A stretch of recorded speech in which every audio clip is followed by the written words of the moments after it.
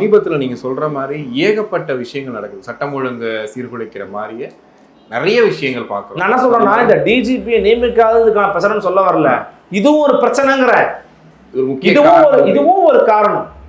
One of the ரீசனாக இதை சொல்லுவேன் நான். என்ன எதனால் சொல்கிறேன்னா, அங்கங்கே இருக்கிறவங்களுக்கு பொறுப்பு டிஜிபி வந்து ஜூனியராக கூட இருக்கலாம். சீனியாரிட்டி லெவலில் நீங்கள் கொடுக்கல, ரைட்டா? அப்போ அவர் கையெழுத்து போடும்போதே சீனியர்ஸ் அங்கே வரல, ரைட்டா? அப்போ அவங்களுக்கு கிறிஸ்டி என்னோட ஜூனியரு, அவர் டிஜிபியை போட்டால் என்ன பண்ண முடியும்? அவர் டிஜிபியை போட்டால் நான் அவர் கீழே வேலை பார்க்கணுமா? பார்த்துக்கலாம். நான் உங்களை சாருன்னு கூட சொல்ல மாட்டேன், ஏன்னா நீங்கள் என்னோட ஜூனியரு. டிஜிபியோட போஸ்டிங்கில் அப்படி தான் பார்ப்பாங்க. அதுவும் போலீஸ் ஏராதிக்கலாம் ரொம்ப ஸ்ட்ரிக்டாக ஃபாலோ பண்ணுவாங்க. With one day also it's a big deal for everybody.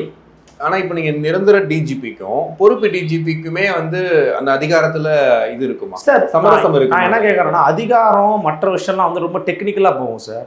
தமிழ்நாடுங்கிறது எவ்வளோ பெரிய ஸ்டேட்டு, கண்டிப்பாக இவ்வளோ பெரிய ஸ்டேட்டுக்கு ஏன் நிரந்தரமாக ஒரு டிஜிபி இல்லை, அல்லது நிரந்தரமாக டிஜிபி தேர்வு செய்ய முடியாத அளவுக்கு என்ன இங்கே பிரச்சனை இருக்குது? எப்போ பொறுப்புன்னு போடுவாங்கன்னா, இப்போ ஆளுநர் ஆட்சி நடக்குதுன்னா, ஏதோ அசம்பாவிதம் நடந்துருச்சுன்னா ஆளுநர் ஆட்சி போடுவாங்க, சிஎம் வேணாம். அப்போ ஆளுநர் ஆட்சி வந்து சிஎம்னு கேட்பீங்களா? சிஎம் என்னோட ரெப்ரசன்டேட்டிவ். அதே மாதிரி பொறுப்பு டிஜிபி அப்படிங்கிறவரை நியமிக்கணும். அவர் தமிழ்நாட்டினுடைய ஒட்டுமொத்தமான காவல்துறையின் முகம் சார். அவர் ஏன் நீங்கள் டம்மியாக பிடிச்சிருக்கீங்க, பொறுப்பை பிடிச்சிருக்கீங்க? உண்மையான டிஜிபி போடு, நிரந்தரமான டிஜிபி போடுங்கன்றோம். இப்போ ஏன் போட மறுக்கிறீங்க?